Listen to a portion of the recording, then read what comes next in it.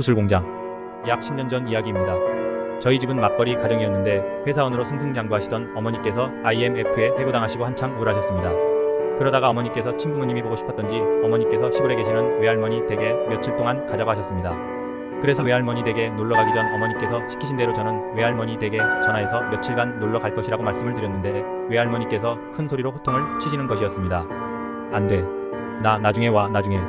저는 투정을 부리다가 어머니께 전화를 넘겨드렸고 어머니와 외할머니는 한참 동안 입씨름을 벌이시다가 우격다짐으로 가기로 했습니다. 저희 외할머니가 계시는 시골에는 구슬공장이 있었습니다. 한낮에 봐도 시커먼 내부에서 들려오는 카강 날카로운 쇳소리가 금방이라도 저를 잡아먹을 듯 무서워서 웬만해서는 쳐다보지도 않는 곳이었습니다. 다만 공장 뒤에는 유기장이 있었는데 그곳은 불량 구슬들을 내다버리는 곳 같았습니다. 대부분 파란색으로 크기도 천차만별에 금이 간 것도 있고 뭐가 진 것도 있었는데 저는 어째 동그란 구슬들보다 저는 불량 구슬들이 더 좋았습니다. 때때로 용기를 내서 재빨리 마음에 드는 불량 구슬들만 골라서 가져올 때도 있었지만 그건 정말 가끔이었습니다. 외할머니 댁에 도착하고 나서 문득 구슬들이 생각났습니다. 저는 토요일이라서 공장에 아무도 없을 거라 생각했기에 구슬들을 가지러 몰래 집에서 나왔습니다. 예상대로였습니다. 토요일이라 공장에는 아무도 없는지 기계 돌아가는 소리도 전혀 나지 않았습니다. 공장을 쭉 돌아 상태가 좋지 않은 울타리를 넘으니 평생 모아도 못 모을 정도의 불량 구슬들이 쌓여 있었습니다.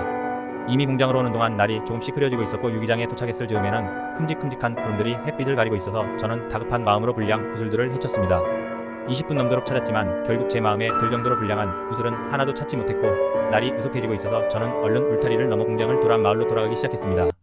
그런데 반 넘어 돌았을 때 갑자기 공장에서 쾅 하는 소리가 났습니다. 저는 화들짝 놀라 말 그대로 그 자리에 주저앉아 버렸고 기계가 작동하기 시작할 때 나는 위잉 소리가 나더니 이윽고 그 소름 끼치는 묵직한 쇳소리가 거인이 다가오는 소리처럼 또렷하게 들렸습니다. 저는 덜덜 떨리는 다리를 재촉하면서 반은 뛰고 반은 기면서 공장에서 나가고 있었는데 공장을 다 돌아 입구를 지나칠 때 뭔가 제 발목을 덥석 잡는 것이었습니다.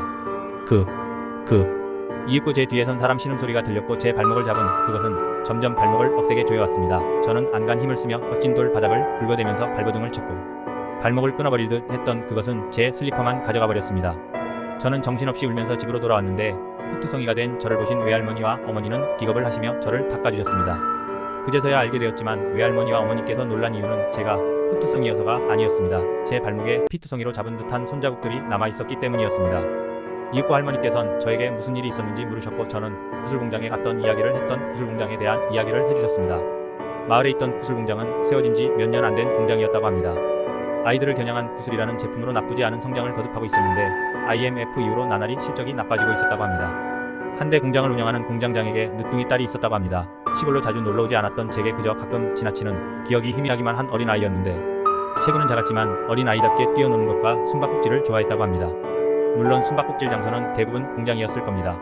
아버지인 공장장이 한사코 말렸다고는 해도 말입니다.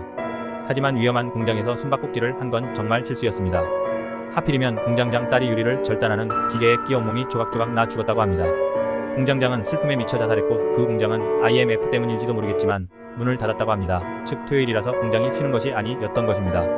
외할머니께선 이걸 알고 불길한 느낌에 오지 말라고 하셨던 것일까요?